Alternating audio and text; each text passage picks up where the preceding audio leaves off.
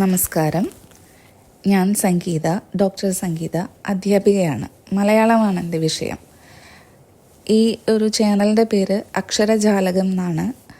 ഇതിൻ്റെ ഉദ്ദേശം മലയാളം ക്ലാസ്സുകൾ എടുക്കുക എന്നുള്ളതാണ്. പ്രത്യേകിച്ചും ശ്രീനാരായണ ഗുരു ഓപ്പൺ യൂണിവേഴ്സിറ്റിയുടെ സെക്കൻഡ് ലാംഗ്വേജ് മലയാളം എടുക്കുക എന്നുള്ളതാണ്. അപ്പം അവർക്ക് 3rd സെമസ്റ്ററിലാണ് സെക്കൻഡ് ലാംഗ്വേജ് വരുന്നത്.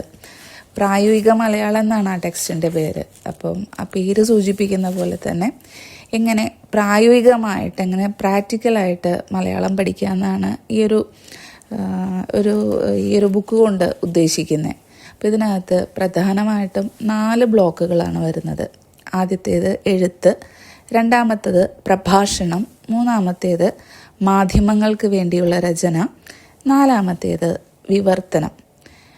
ഇതിൽ സാധാരണ നമുക്ക് മലയാളത്തിനകത്ത് സെക്കൻഡ് ലാംഗ്വേജ് ഒക്കെ പഠിക്കാൻ വരാറുള്ളത് കഥ, കവിത, നാടകം, നോവൽ, ലേഖനങ്ങൾ അങ്ങനെയൊക്കെയാണ് വരാറുള്ളത്. പക്ഷേ അതിൽ നിന്നൊക്കെ കുറച്ച് വ്യത്യാസമായിട്ട് എങ്ങനെ പ്രായോഗികമായിട്ട് കുട്ടികളെ മലയാളം പഠിപ്പിക്കുക എന്നുള്ളതാണ് ഈ ഒരു സിലബസിനകത്ത് വരുന്നത്. അതുകൊണ്ട് ഇപ്പോൾ നമുക്ക് തലേദിവസം പഠിച്ചാൽ കിട്ടും, ഇല്ലെങ്കിൽ വെറുതെ വായിച്ചു നോക്കിയാൽ കിട്ടും. അങ്ങനെ മലയാളത്തിനെ വളരെ ലളിതമായിട്ട് കണ്ടുപോകുന്ന, പ്രത്യേകിച്ച് സെക്കൻഡ് ലാംഗ്വേജിൽ ലളിതമായിട്ട് കണ്ടുപോകുന്ന ഒരു രീതിയുണ്ട്. അപ്പോൾ ആ രീതി ഇവിടെ ശരിയാവുമെന്ന് തോന്നുന്നില്ല. കാരണം കുറച്ച് കാര്യമായിട്ട് തന്നെ പഠിക്കാനുണ്ട്. അപ്പോൾ പ്രത്യേകിച്ചും ഇങ്ങനൊരു സിലബസ് യൂണിവേഴ്സിറ്റി തരുമ്പം അതിനകത്ത് കൃത്യമായൊരു ഉദ്ദേശം ഉണ്ടായിരിക്കണം.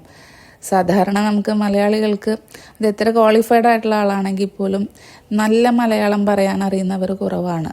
പ്രത്യേകിച്ച് അതിനകത്ത് കുറേ ശൈലീപരമായ തെറ്റുകളും ഉച്ചാരണ തെറ്റുകളും അങ്ങനെ ഒരുപാട് തെറ്റുകൾ വരാറുണ്ട്.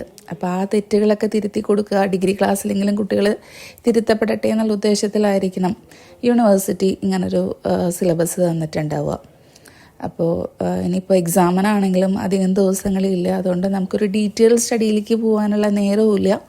അതുകൊണ്ട് നമുക്ക് പറ്റുന്ന അത്രയും ചാപ്റ്റേഴ്സ് അത് ക്യാപ്സ്യൂൾ രൂപത്തിൽ ആക്കിത്തരാമെന്നാണ് വിചാരിക്കുന്നത്.